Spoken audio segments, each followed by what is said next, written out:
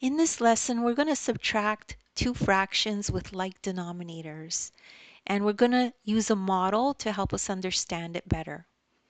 So if we have a problem like this that says subtract 5/7 minus 3/7.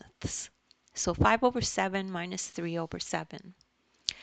So let's look at a model. So here we have some boxes, and there's how many boxes? 1, 2, 3, 4, 5, 6, 7.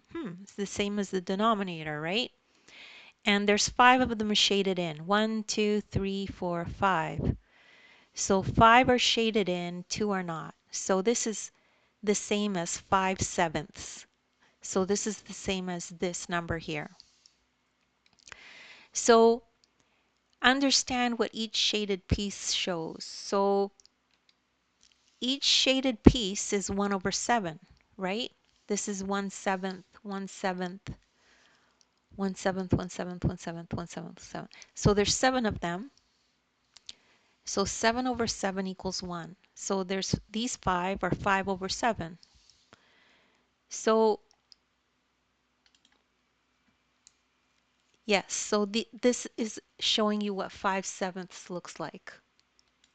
So the next step is to take away 3 of the shaded pieces. So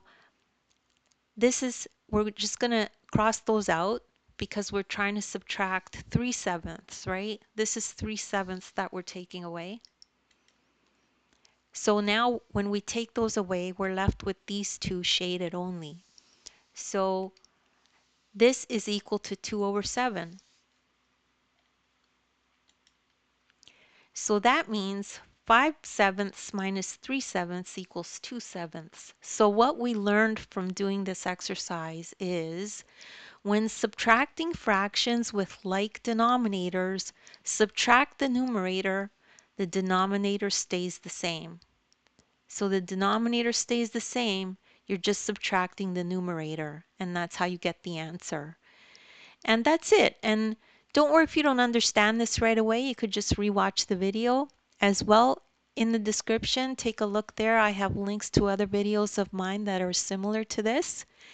As well, you could download the ebook. In the ebook, you will find this exact lesson in it, and there's a link there that'll take you to this video. So you could follow along in the ebook as you watch the video. Please make sure to like and subscribe, and thank you so much for listening.